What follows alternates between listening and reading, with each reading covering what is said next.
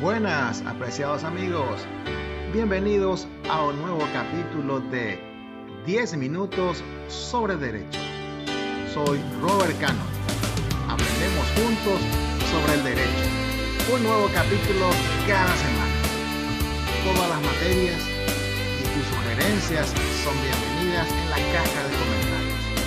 Si te gustó, dale pulgar arriba y activa la campanita para recibir los nuevos videos.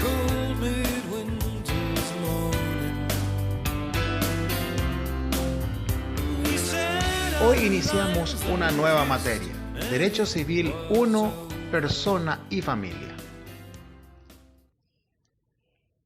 Para entender el derecho es importante buscar siempre el sentido objetivo, entender las fuentes, y para ello vamos a buscarlas y hablar de ellas.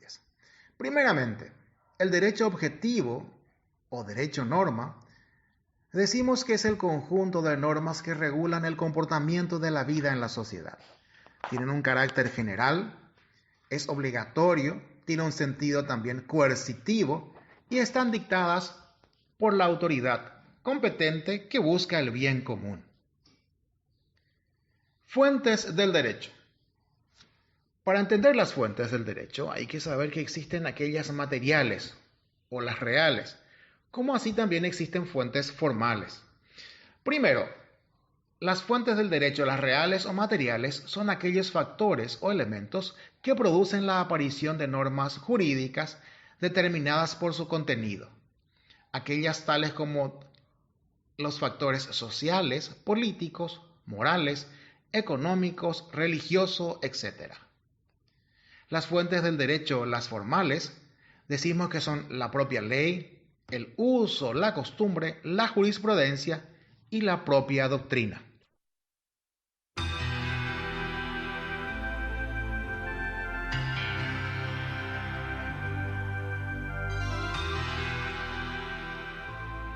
Para entender nuestra materia es importante saber qué es el derecho civil.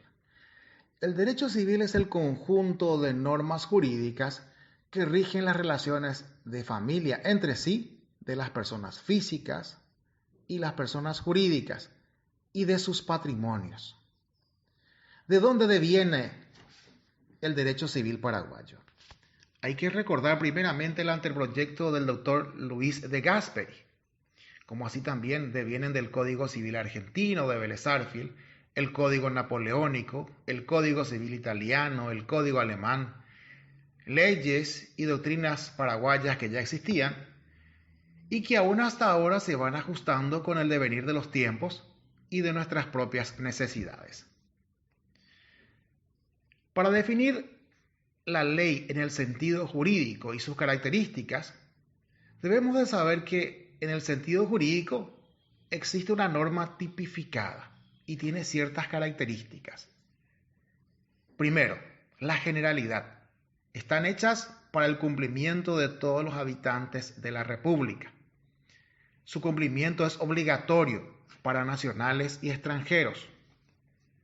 También es coercitible, o sea, es de cumplimiento obligatorio y sancionable el no hecho de hacerlo. Y puede darse la fuerza como el factor externo para su cumplimiento a todo individuo.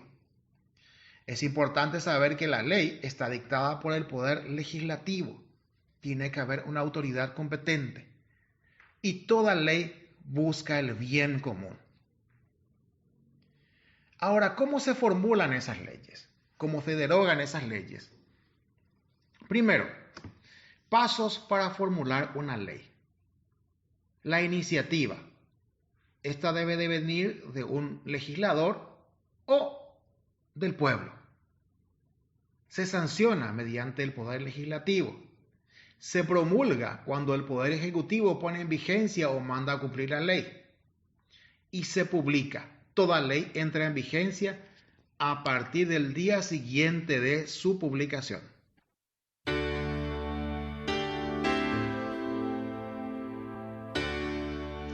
Derogación de una ley.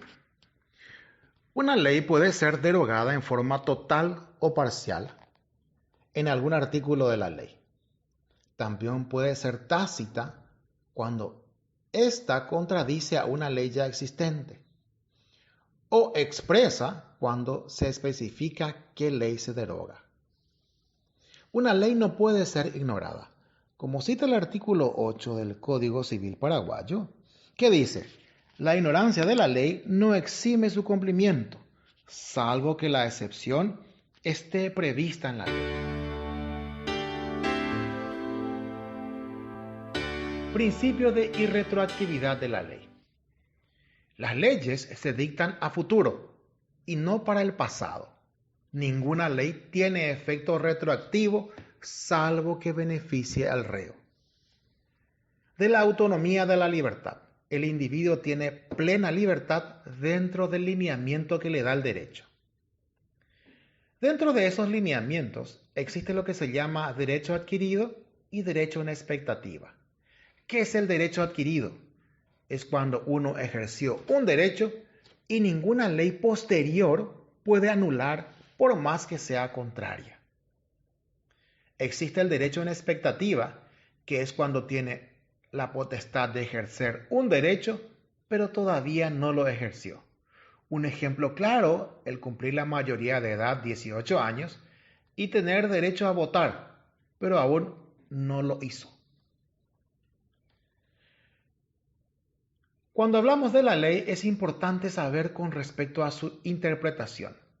El concepto de interpretación de la ley dice lo siguiente: es una forma de buscarle sentido para poder aplicarla en forma ecuánime, únicamente posible por el Poder Judicial. Las leyes son generales y hay que aplicarlas en cada caso en particular, y para ello se debe interpretar. Y estas interpretaciones pueden ser aquellas legislativas, la cual está hecha por el Poder Legislativo y es en general, como así también aquella interpretación judicial que está hecha por el Poder Judicial para aplicarla en un caso en particular. Y también está aquella interpretación doctrinaria, aquellas hechas por los doctores en leyes y cualquiera que tenga conocimiento sobre ellas. Cuando hablamos de la ley, existen también plazos. El plazo es el periodo especificado por la propia ley para la realización de un acto jurídico o incluso de sus efectos. Persona. La ley dice que una persona es una unidad social, física, psíquica, capaz de adquirir derechos y contraer obligaciones. Y existen dos tipos de personas. La persona puede ser física, que es el propio ser humano capaz de adquirir derechos y contraer obligaciones, y su fin está dado por su fallecimiento. La persona jurídica es una... De los apellidos. Primero, apellido de los esposos. Los esposos tienen derecho a usar recíprocamente los apellidos de sus consortes. El no uso del apellido de casado por parte de uno de los esposos no implicará ofensa ninguna a ninguna de las partes. Apellidos de las viudas. Las viudas podrán hacer uso del apellido de casada hasta que contraiga nuevas nupcias o contraiga una unión de hecho, como el concubinato. Apellido del hijo matrimonial. El hijo matrimonial podrá utilizar los apellidos de los padres. El orden de los mismos será de común acuerdo de los padres. De no haber acuerdo, se pondrá en primer lugar el apellido del padre, seguido por el de la madre. Hay que tener en cuenta que una vez adoptado el orden de los apellidos del primer hijo, este también regirá para los siguientes. El apellido del hijo extramatrimonial. Si el hijo extramatrimonial es solo reconocido por uno de los padres, llevará los apellidos del que lo reconozca. Y si éste llevase un solo apellido, incluso se puede duplicar. De ser reconocido por ambos padres, llevará el apellido de ambos padres y de no haber acuerdo en la posesión del primer apellido, llevará el apellido del que primero lo reconoció. Apellido de los expósitos. Los expósitos son los hijos de padres desconocidos y llevarán el nombre y apellido de quien los inscriba en el registro civil.